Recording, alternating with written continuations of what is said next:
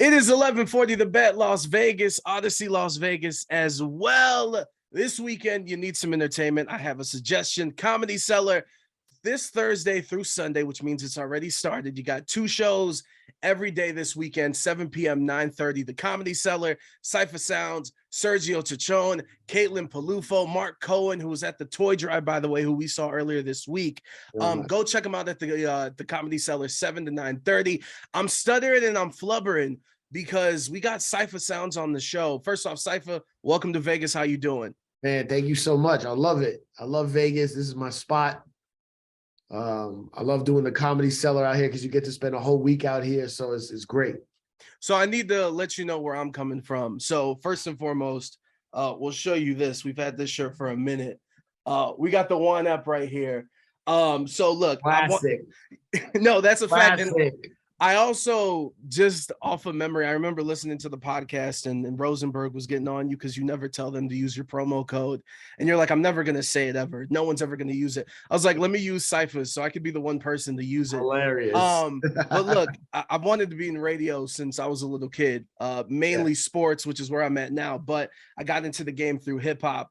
And at the time in college, like when I was trying to figure out, if I'm not going to do this sports thing, I'm going to do music, like trying to be creative and like formulate how I was trying to come through and get in the game.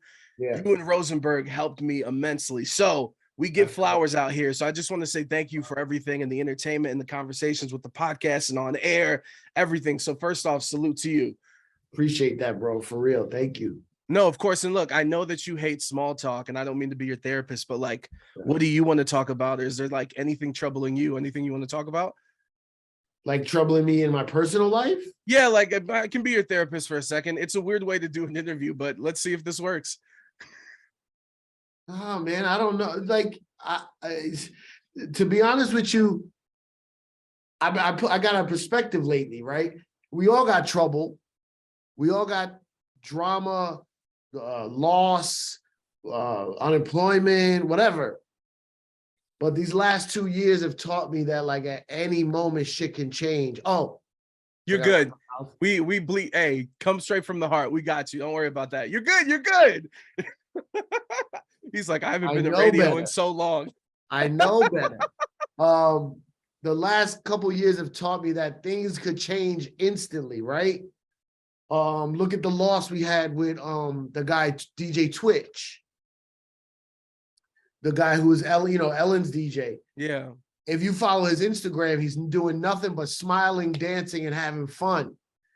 And look what happened. So like, you never know, man.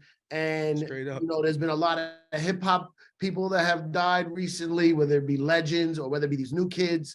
And I just been trying to take it like one day at a time where I'm like, is there anyone that I wish I had some drama with, but I settled it? And I asked myself, and this is a horrible way to start an interview, but I asked myself the question, how would I feel if they died tomorrow? Am I gonna go running to find the picture to post it? Probably. So why am I waiting for them to die, right? So I'm just been trying to really handle all my ended business. No, I love that. Would that include DJ Khaled, of course, famously? Like you guys have beef with DJ Khaled. I know. I had one brother-to-brother argument that was on YouTube, and people think we're mortal enemies. We settled it right after that interview. Cipha can never go to Miami again. It's crazy out here.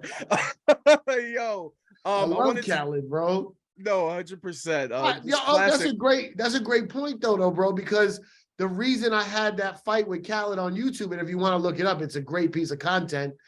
The reason we had that fight is because we were such good friends, and I felt that we weren't talking as much as usual, and I missed that part of it. You know what I mean? So you gotta let it be known, man. Well, it's the same reason why, like, starting this interview, I was like, let me make sure I say this in the interview, like, going to my therapist, it's like, yo, give people flowers and talk to them when you can, because in an instant, things can change just like that. But if I could rewind the clock, take you all the way back to the beginning for you, and one thing I do appreciate, and you've talked about this, is kind of your mentality of saying yes to everything and hustling, because that's a big part of you trying to be a rapper, a DJ, radio, like whatever you're trying to do, especially in entertainment and really anything, you got to hustle. You got to get through that door and do something. Where did you get that from? Like, even when it comes to DJing and music, was it like, yo, I love this culture so much and it shaped so much of me that I want to be around it? Or what do you give credit to? No, I don't know. That's why when I think about those things, it must be innate. It must be in my DNA, because I didn't have a father growing up. I didn't get no hustle from my dad. My mom worked, but she didn't have like no hustle mindset. She was taking care of 2 kids. My dad died when I was young. But when I found hip hop, I wanted nothing else. And I couldn't rap, I couldn't sing, I didn't know how to play music, but hip hop allowed somebody with no talent to, like, you know, DJing was my entry into hip hop. So I was like, if I spend hours and hours scratching, I'll get better at it. You know what I mean? Yeah. And that just turned into like me interning at a college radio station, to me interning for DJ Riz, to meeting Flex, to interning for him, to interning for the Neptunes, to like, and just going on and on and on. And I found my way. And it's something I actually try to teach young kids, is like, just find something that someone needs and do it for free for a while to get your foot in the door and work on it. And then, like, people always like, oh, you do too much, you hustle too much. And it used to bother me. I used to be like, maybe I am doing too much, maybe I'm not getting as much as I should. And then I look at someone like Kevin Hart, who says yes to everything. I mean, he probably says no to stuff, but he don't show us because he's in everything. And that's my mentality. Like, but I stopped it for a while because people were telling me it's the wrong way. And then Kevin did it. And I'm like, oh, I was on the right path. These haters don't know how to do everything. You know what I mean? Yeah, no, it's like one of my big philosophies is like, get in the door, you will figure everything out. And even if you don't know what it is, just act like everyone else and you'll be cool. I think that's like super important. And even like you talk about interning and for Flex, like for me, going from like my college radio station into like my first actual radio station, I was Bootleg Kev's intern. That's my OG who brought me into the game. And I learned I'm not a DJ. Yeah, no, he's amazing. And I'm not a DJ. So I was just talking on the mic, and even here in sports radio, like I just talk. And but following him, and like I'll never forget, there was a weekend where we did the show on the radio on Friday, we did the club, we flew out right after, we did the 2 Saturday and Sunday at the club, we flew in Monday morning, landed in the afternoon right before the show, we did the show. And I'm like, oh, this is what this is. And this is the type of mindset. No, I was like, this is the type of mindset. Like, if you want to be great, like if you just want to show up to the radio station, do your show, and then just check out and not do social media and think that it's going to pop off, best of luck to you. But that's the mentality. So I say all that to ask you, like, I want to know about Flex, and like, what'd you learn from him, or like, what are the things that stuck out to you the most working with Flex? Yeah, Funkmaster Flex is my idol, my mentor, my everything, bro. My entry into this game. Like, he gave me a whole life, a whole career. And bro, he never paid me. He always said, I'll teach you how to make money. If you do this, this, and this, you will make money, right? Bro, so many lessons. One of the lessons is, you know, the guy who's number 1, he's already coasting. Find the guy who's number 2 or number 3, because they want to be number 1. So help them out. They'll give you more opportunities, right? Yeah. Whatever it is. You know, if the hottest party promoter already uses this DJ, go to the 2nd or 3rd hottest party promoter and tell them you want to beat the number 1. You'll get way more traction, right? Show up early, leave late. That's a simple one, but people seem to have trouble with it. And like, don't Flex his main thing. One of his main things is, if it's hot, don't knock it. You might have personal beef with someone, you might not like something, but if the crowd loves it and it's hot, don't put your personal feelings into it to try to shut it down, because then you're just hurting yourself. So you got to go with the people want. If it's hot, go with it. That's incredible. I do want to know one thing, because my introduction to Flex was, I was a huge wrestling fan. So back in the day when SmackDown was on UPN, the Lux commercials were playing. Did he ever bring pears to like everyone who works at the station? I'm in a Lux commercial. I'm in one of them. There was this one where he had me, Funkmaster Flex, Big Cap, and me, Cipha Sounds, on the rooftop DJing with Lugs. But that's a perfect example. Lugs wasn't the hottest shoe company in the world. Nike, Adidas, Reebok, whatever. Flex was like, they got love from the streets, though. Love from the streets, though. Yeah. He figured out, like, at his level at that time, nobody was going to give him a shoe deal. So he found the company that would. And that led to more money, more exposure, more chances to get to the next level. It's all, it's all steps. But people want to start at the top. You can't start at the top. Nah, it don't work like that. You can't start at the top. It's impossible. Yeah. Is it true that outside of Hot 975 or Hot 97? Wow, I said Hot 975. My former station in Vegas that fired me. I used to get in trouble because I'd cut breaks and say Hot 97 and not even notice. Because I'd be gassed and I'm like, well, it's gonna happen here in the future anyway. But would there be dudes outside of the station like trying to give y'all mixtapes and like would they be harassing y'all all the time? Or was it just like peak during the weekends, or were they there like constantly? No, it was, towards the weekend it was more, but there'd be dudes outside all the time, but like some would be annoying, some would be very cool, some, like it's like I always say that this is one of my favorite quotes. I got it from Frank Sinatra, but I heard he got it from someone else. People won't remember what you do. They won't remember what you do, or what was the other one? Why can't I remember it? Vegas. Yeah, Vegas. This is heat. They won't remember what you do. They won't remember something else, but they'll always remember how you make them feel. Yeah. That's a big part of me. I always try to make sure people feel good when they see me. Oh, Sife's here. I don't know why I like Sife so much, but I just do. That's my goal. So there was a lot of people. Me and Mano's relationship started, Mano the rapper, our relationship started, and one of those guys in front of Hot 97, great friends to this day because he always made you feel so good. I wanted him to win. You know what I'm saying? I wanted him to give me something fire so I could play it on the radio. And that's important, man. Relationships are important because that's a part of the game. You can't be They won't remember what you do. They won't remember what you say, but they will remember how you make them feel. There it is. There's the gem. There's the Instagram caption. I like that. When it comes to comedy life, if I could have you like compare being on the road, like what's the difference between like if you're on tour on the music tour in comparison to being on the road for comedy shows? The main thing, honestly, the road is the road, right? Unless you're super disciplined, you're eating like crap. The hotel check-in, the flights, all that stuff is draining. The main difference that I've noticed is the time. Comedy is much earlier in the day than DJing.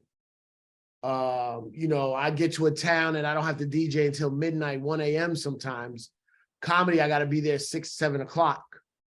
So, but then also the sets are shorter. If I'm not headlining, like I'm over at the Comedy Cellar in Vegas, it's a showcase. It's 4 comics. So I'm only doing 15, 20 minutes. So, but it's early in the day, so it cuts into like your dinner time.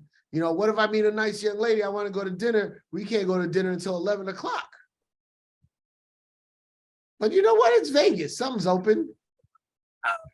But honestly, the road is the road, bro. I've met heavy metal musicians, country musicians. I met rodeo stars. I met race car drivers from NASCAR. The road is the road, bro. The travel, the hotel, the food, the on the go. Entertainment is the same. Whatever the genre, whatever the style of entertainment, it's all the same. All entertainers can get together and gripe about this hotel, that airline, the middle seat. It's the same thing. No, 100%. I do want to know during the pandemic, like it was cool to see like these shows where like people were performing out of truck beds and everything. Yeah. I want to know for you, what was the weirdest experience during the pandemic in terms of performing? This is going to sound crazy, but I love the pandemic because we were doing some wild shows, bro. the one you're talking about with the truck bed, that actually was pretty big because that was Michael Che's idea, and it blew up. And that was right when the rest in peace George Floyd. The reason why he did that first show was to break the tension that was in New York City of riots and cops and protesters. He's like, hey, I know everybody's going through a lot and we need to protest this, but here's a little laugh break. And that one was packed, but then that set off a motion of us doing the most random outdoor shows that whole summer. Not even the whole summer, the whole year, the rest of the year. Bro, I did a backyard of a coffee shop with 10 people. I did a rooftop of a mechanic. And you loved it. It's just like going to see Jay-Z at a House of Blues venue in comparison to an arena, right? It's like intimate. It was so experimental. It was so freeing, and it was so therapeutic. I needed to go on stage and tell jokes, and if you risked being there, you needed to get a laugh. There was people in the audience that were like, I've been cooped up in my house for months. I just want to get a laugh, and it was so helpful to people. No, 100%. Like it was just a crazy time. And I'm kind of curious, like, I've considered wanting to do stand-up. I know a lot of people in the radio, but like, listen, you could be funny in conversation, but having to be on stage, it's one of the hardest things to do in entertainment, whether it's making a comedy show, movie, or just doing stand-up. For you, how did you like get over that fear of like, yo, if I mess up, I got my name in these streets. I built my name up with all these other things. Like, was there ever any fear or trepidation for you to finally like, nah, let's do this? Yes, but I had a weird start because I was producing my own show. So I like inched my way in. So that's a trick that you could do as a radio personality. You can host a show, try a couple jokes. They don't work. You just bring up the next comedian. That's a banger, right? I love it. Yeah. But it's a trick though. You still, at the end of the day, you still have to be able to go on stage and have some material. And the thing is, young comedians or people that want to start worry about how not to bomb. That's the wrong way to look at it. You got to look at it like you're going to bomb. There's no way around it. The success is on the other side of the bomb. So a lot of people I noticed, they're like, I got to just have the greatest material so I don't bomb. You'll never be a comedian unless you bomb. So don't try to avoid it. Jump into it. Like those dudes that jump into the cold oceans, the glacier ocean, like jump in. And if you really like it and really want to do it, you'll get over it. That's the test. There it is. Cipha Sounds joining us. Let's get your information on how you can get these tickets. Comedy Cellar performing all throughout the weekend. Cipha, Sergio Chicon, Leo Flowers, Mark Cohen, Caitlin Peluffo, 7 p.m., 9:30, Friday, Saturday, Sunday. Get your tickets starting at $22. You can go do Caesars.com/shows or Ticketmaster.com. 2 questions before we get you out of here. Or actually, you know what? We're doing 3. I want to know what's the most money you've been offered to play a song on the radio. Oh, not much. I mean, street dudes back in the day would have like 1,000 or 2,000 in a brown bag, but I never took it though. I miss that era. I miss that era. I didn't get to the level where people were coming with a check for 10 grand. Like that wasn't, but that's another lesson from Flex. Never take money to play a record because then they feel like they own you. No, that's true. And I say miss like I was a part of it. Like, no, I'm mad that I wasn't part of the era where there was like radio wars and like dudes really doing this. Although my former boss did, she got fired for taking some money, but hey, you got to pay bills somehow. And before we get you out of here, do you have a favorite Vegas memory? Is there anything that stands out? Oh man, I come to Vegas a lot. I'm gonna tell you, let's think of a good one. I got so many. I'll give you a hip hop one. I went to that club Dre's, right? Mm-hmm. I go to Dre's by myself. I was here actually for the Comedy Cellar. I was by myself. I went over there, and it just so happened that Nas was performing that night. Oh, snap. And Nas I never saw him. By the time he went on stage a different way. I never saw him before he went on stage. And if you know Dre's, the behind the stage is like a VIP area, and I was just there by myself. And Nas goes on stage, and like halfway through his show, he's like, "Yo, I want to give a shout out to my dog Cipha Sounds in the building." And I was like, "Huh?" Like, I know Nas, but not like that. Like, I don't have his number. Like, we're not friends like that. If I ever see him, it's always love. Yeah. But like the shout out on stage when he was like killing, is packed. Summer vibes, pool party vibes. And he just shouts me out. And like, the Cipha Sounds DJ who's been on the radio for years and in the game, I'm like, yo, this is so cool. But the kid in me is like, yo, it's one of the GOATs. Nas, bro. And like, it's not like I saw him beforehand, where if I saw him beforehand, I might expect it. Yeah. Cool enough. We're both from New York. We're out of town. You show love to your people that's from your home, right? But I didn't see that he saw me. So that was made it special. And not only that, like he was performing, so it's not like he's got time to be, just he saw you for a second. That's crazy. Right. And now I remember what I wanted to ask you. So this will be the final question, I promise. Okay. I'm ready. How do you go from, or how do you feel that when Rosenberg told you, hey, let's do a podcast, and you're like, what the hell is that? Yeah. To now everybody and their mother has one. Like, you guys, not only musically, hip hop, just podcasts in general, one of the first to see like where it is now, which honestly, like, a podcast is really radio now, because radio's dying like newspapers. It's crazy, right? Yeah. The old Cipha before therapy would be very upset that we missed the boat, or we don't get our credit, or we never got paid from it. That's the old Cipha. The post-therapy Cipha is a blessing. So happy that we started a genre. Literally, me and Rosenberg are the Cool Herc of hip hop podcasting, right? Happy to still be a part of it. Happy like people like you show the love. That's all that really matters to me. People have hit me like, you've gotten me through the dark times. I was so upset. I used to listen to you. It made me feel this and feel that. That's what it's all about. So if you want to listen, Juan Ep is Life is the new iteration of the Juan Epstein podcast.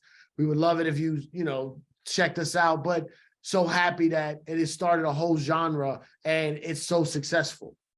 No, 100%. And I know one day, this is going to sound a little morbid. I know my accomplishments.